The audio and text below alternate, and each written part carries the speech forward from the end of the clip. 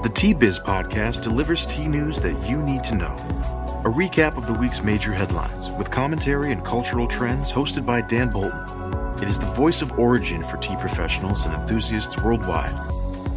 Tea nourishes and inspires. It is an ancient plant-based medicine that simultaneously heals and energizes the body as it soothes the mind. Making fine tea is a blend of artistry and craftsmanship. The $200 billion tea trade is fundamentally local, yet exerts global influence, employing millions to enhance the well-being of all.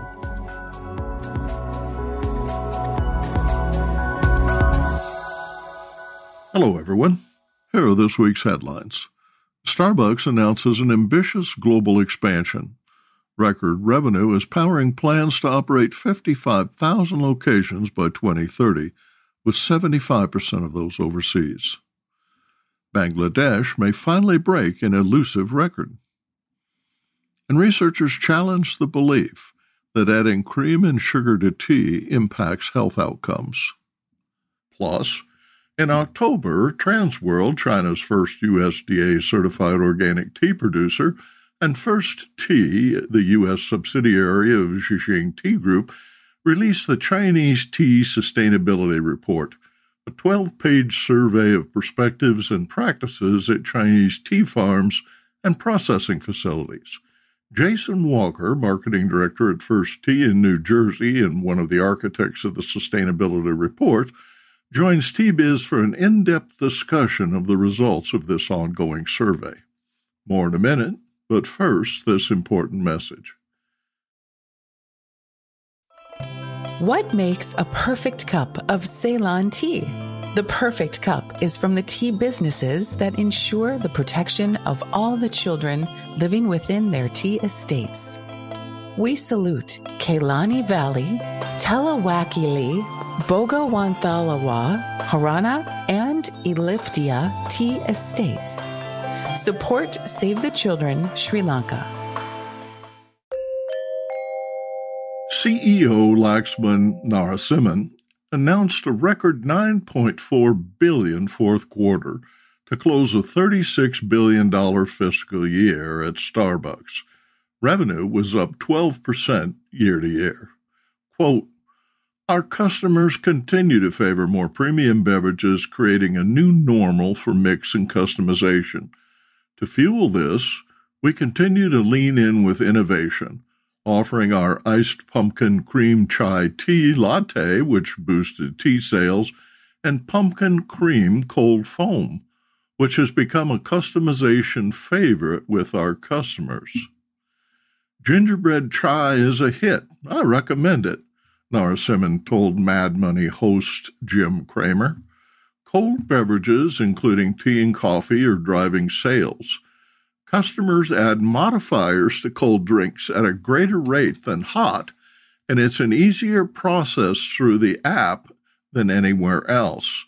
These transactions raise ticket and produce personal branding for Gen Z to broadcast via social, according to the company. During the past 5 years, Starbucks opened 9,000 new stores, 7,000 of which were outside the U.S. In 2023, foreign locations, including 1,429 in Canada, outnumbered for the first time the 16,255 U.S. stores. There are now 6,800 stores in China. Starbucks said it will open an average of 8 stores daily, mainly specially purposed as drive-through only, double-sided drive-through, and delivery-only locations. Drive-through transactions accounted for 50% of U.S. sales. Delivery orders expanded by 24% in 2022. During its year-end earnings call, Narasimhan said the company will spend $3 billion in capital expenditures and grow to 41,000 locations by October 2024. Business Insight. Tea accounts for 10 to 20% of beverage sales at coffee shops. Locations serving a wide range of hot and cold teas can increase that share to 20 to 30% or more. Beverage sales at Starbucks, including tea, generated about 75 to 80% of revenue, totaling $19.6 billion in fiscal year 2022, with food products totaling $5.8 billion. Packaged and single-serve coffees and Tivana teas, ready-to-drink products, serveware, and ingredients contributed $6.9 billion, according to the company's SEC 10K filings. During the past decade, the 168 registered tea producers in Bangladesh, encouraged by industry stakeholders, have tried and tried again to produce 100 million kilos of tea. Those familiar with the adage, if at first you don't succeed, try and try again, know the real mistake is to stop trying. Zain Muzumber, factory assistant manager at Ipsani's Mizrapore tea estate, said this week he is now processing 50 to 80,000 kilos of green leaf a day into black CTC, that's cut, tear, curl tea, at the factory. Zain's father was a tea planter and his grandfather worked in tea in Jalpaiguri, India, before separation and independence in 1971. It's a historic year, he says. The growing season started dry with only 99 milliliters of rainfall recorded in April. At the start of the second flush in May, the country was wet again, and in June, a staggering 995 milliliters deluged the tea lands. July and August totals exceeded expectations at 300-plus milliliters, with steady rains through September. The rainfall led to rapid sprouting of tea buds and record yields per hectare. In 2022, Bangladesh harvested 94 million kilos, a setback from previous years, when the harvest totals reached 96.5 million kilos, the current record. According to the Bangladesh Tea Board, Ragjat Tea Garden and Mulva Bazaar achieved 470 kilos per hectare yield, about 70 kilos more per acre than any garden in the country. The Consolidated Tea and Lands Company garden produced 2.7 million kilos in 2023. Mulva Bazaar's 90 tea gardens account for 55% of the country's production. Zhejiang comes in second, contributing 22% of the tea produced.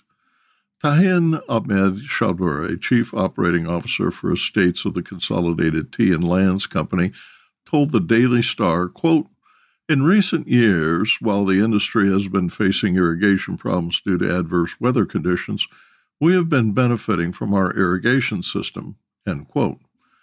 The Tea Board has not released an official tally, but it now looks like Bangladesh will surge past 100 million kilos to set a 169-year record. Production through September was 69 million kilos, ahead of September 2022, when 64 million kilos had been recorded year-to-date, and ahead of September 2021, when 65 million kilos were recorded year-to-date.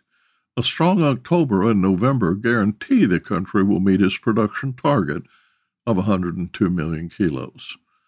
Bangladesh is the world's 8th largest tea producer, accounting for about 2% of total production. New research challenges the belief that adding cream and sugar to tea impacts health outcomes.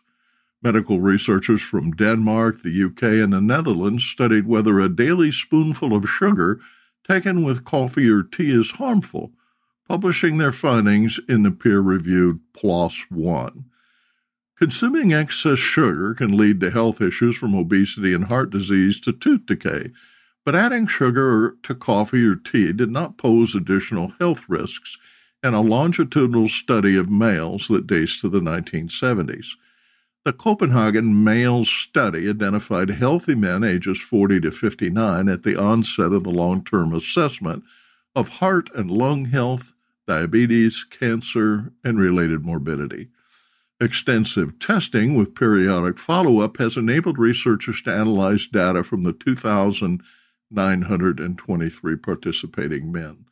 Complete medical records are available for 99% of participants. Quote, "Overall, they did not find a significant risk for health issues in people in the sugar group, versus the non-sugar group, reports Medical News Today.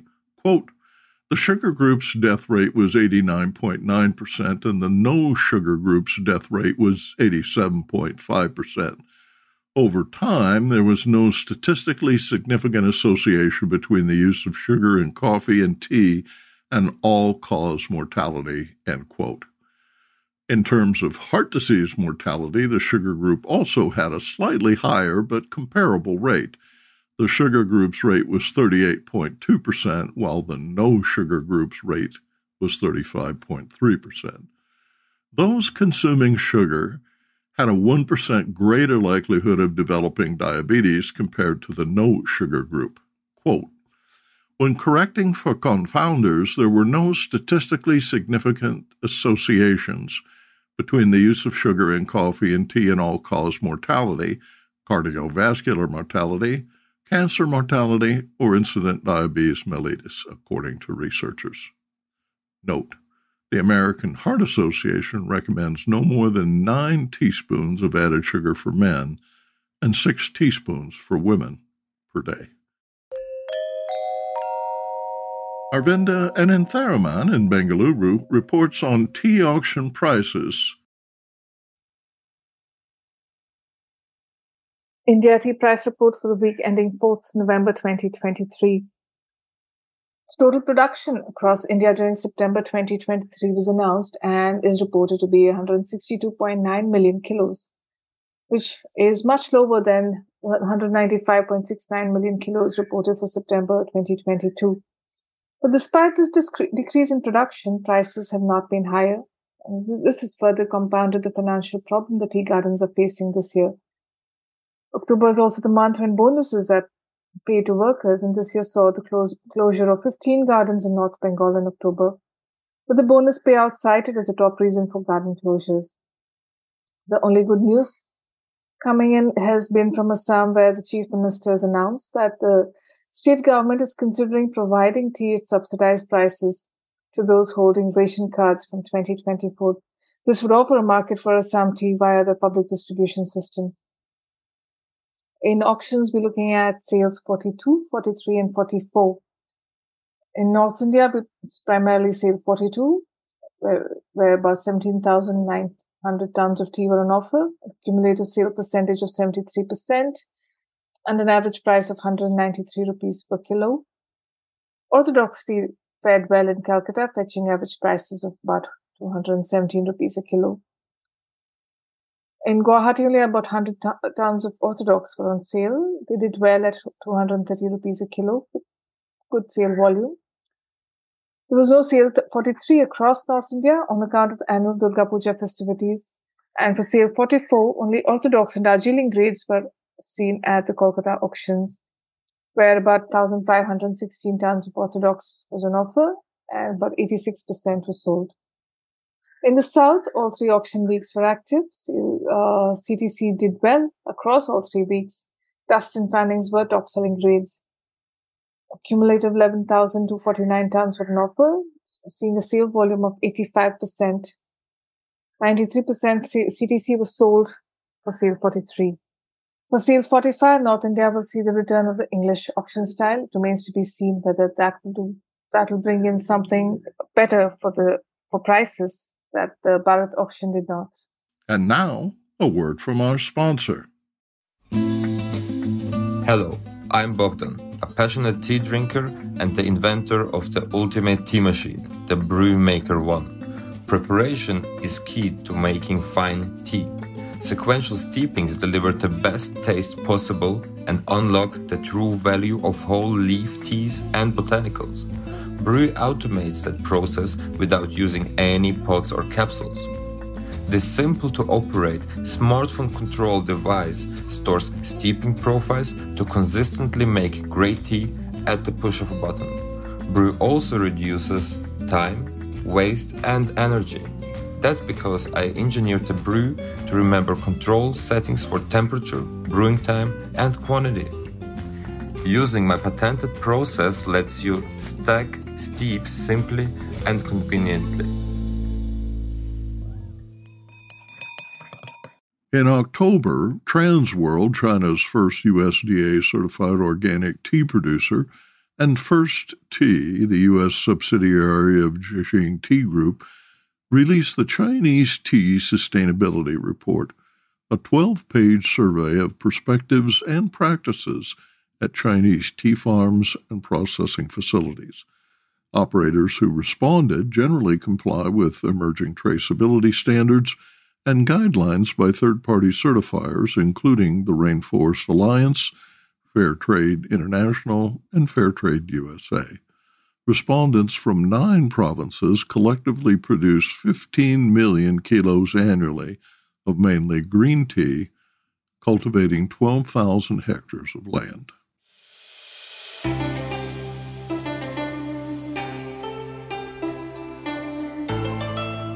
Jason Walker, 46, one of the architects of the Sustainability Report, is the marketing director at Firsd Tea in New Jersey. His expertise includes business development, market research, and tasting. In 2009, he founded Walker Tea Review, a video marketing venture. Jason joined Firsd Tea in 2018. In June 2019, he testified at the U.S. Trade Representative hearings on behalf of the U.S. tea industry in opposition to increasing tariffs on Chinese tea. Quote, "I really enjoy marketing as a bridge for sharing what's new and relevant," end quote, he says. "My personal connections to China and my work with Firsd Tea provide a great opportunity for thought leadership to and from the Chinese tea industry," end quote. Welcome to the podcast, Jason. I'm delighted you were able to join us today. Yeah, glad to be here. Thanks, Dan. Let's begin the interview with some background on China as a responsible agricultural producer. In the past few years, China has their strategic plans. They have had an emphasis in terms of reducing some of the pollution. More recently, they've shifted a little bit more towards food security, and they've said, let's keep that green, let's keep that clean, but let's also bring in a little bit more food security. Alleviating rural poverty has been a long-term commitment, right? If you take a bigger view and look at the UN economic development and what the UN says in terms of global economic development and trends of people coming out of poverty, a lot of that is attributed to what China has done within China. So you're talking about a lot of people that China by themselves has helped get their citizens out of poverty. Tea has been seen, especially more recently, as a useful way to do that, because the tea product is a leaf. It is a stable, sturdy plant. You know, you're not tilling it up and planting something new. You've got a good product. You can train people on how to grow it well, and they have a regular crop coming in on a yearly basis. So that was able to give a steady income. It was a reason to develop a lot of rural areas because now you've invested in that leaf and the people and the infrastructure they need to be able to sell and produce that leaf well. China's in that process, greater emphasis to say we need to set our standards, especially domestically, in a product like tea, where about 85% of China's tea stays in China. They say we have to protect our people and raise our standards internally as well. That's very helpful. That's good background. So let's discuss the specifics of the China Sustainability Report. So talking about our Sustainability Perspectives Report, and again, that was a global report. It looked at professionals from tea and coffee and cocoa and kind of compared all their different perspectives. What we kind of saw was that a lot of people are still concerned about the environmental aspect of sustainability. They are concerned that tea is more susceptible to climate change compared to some other crops like coffee and cocoa. So that was a bigger concern. But when it came to asking, well, what's your prioritizing in terms of buying, sourcing product to be able to sell, they're still prioritizing, say, taste, price, even organic in some cases comes to the top and above things like sustainability. There seems to be kind of a mismatch in terms of priority and maybe the talking points behind it. Will you describe the third-party certification partnerships that have been established? Transworld, for example, became China's first USDA-certified organic producer. employing organic practices as early as 1989. You've got rainforest, you've got fair trade. They are active in China, although China is maybe not their most well-known market or area of influence, because China already has fairly high standards set by the governments. So a lot of your Chinese producers already have to comply with pretty high standards just to operate within their country, which makes it a little bit easier for fair trade to come through, to some extent, rainforest as well, to be able to say that they're already in compliance with a lot of these areas. When you have to meet EU standards for importing and U.S. standards in terms of pesticide residue levels, and even as you see more traceability and more government requirements in places like the EU and the U.S. in terms of overall traceability and protection of workers and the other areas that are becoming new laws in the pipeline. In April 2018, Transworld and Zhejiang Tea Group donated 15 million green tea seedlings to villagers in 34 poverty-stricken areas across 3 provinces. 5 years later, 1,800 households and more than 6,600 family members are thriving thanks to increased income from tea. Will you discuss the impact of the White Leaf Sustainability Project? Some other research institutes in China, some of the local and regional government organizations as well, who said we have healthy farms in Zhejiang province, particular communities there that were prepared to donate over 1 million tea seedlings or cuttings and distribute those within or rural underdeveloped areas in, say, western and central China. They brought those into those villages.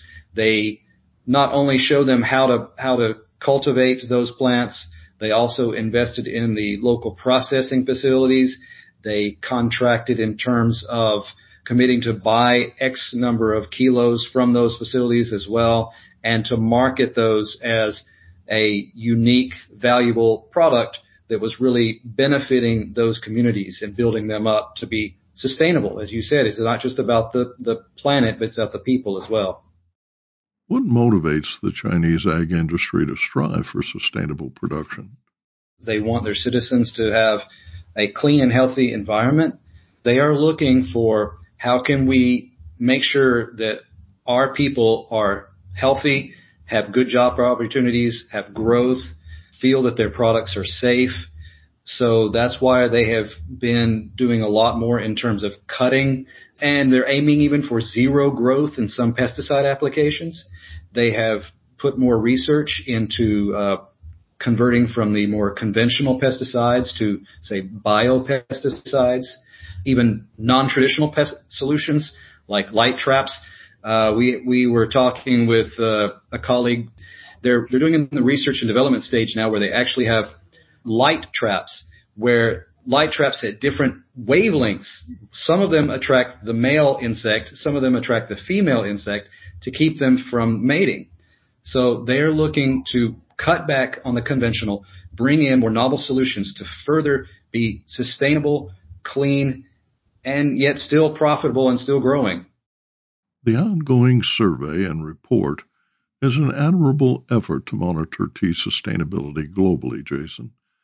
Let's close the discussion with this open-ended question. What are the pressing challenges, and what does the future hold? First off, I guess in terms of what I see for the future, I think that chemical component that we were talking about, where how can we reduce the conventional pesticides, especially where those are getting monitored more heavily. How can we move towards the biopesticides that are plant-derived or more naturally derived solutions? How do we make sure that the rest of the world is on board with those so that they are recognized and acceptable solutions and optimized practices around the world as well?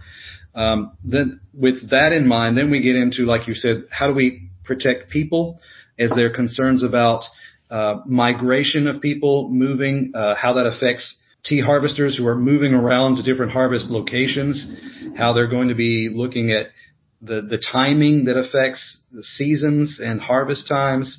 So this year, 2023, has been better so far than 2022. The Meteorological Society, from what I've heard as well, they're talking about giving better projections to the farmers in terms of what to prepare for, in terms of how to adjust your pruning that may be done, how irrigation may be improved in terms of channels or ditches to capture more moisture, those types of things. Of what I've heard more about, generally everybody's just kind of doesn't want to rock the boat in terms of saying it's affecting quality yet.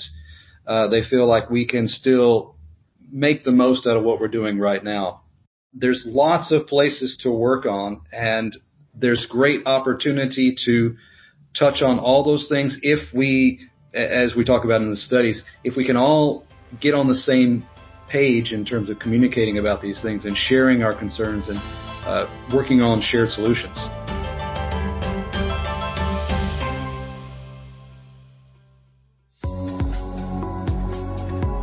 Intrigued by what you heard in today's podcast?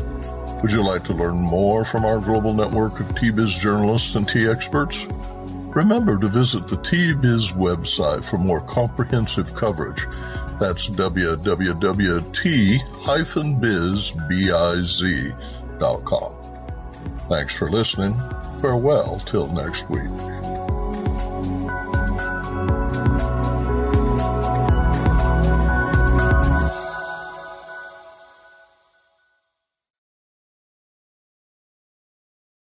Produced by Adavita Studios. Connect your voice to the world.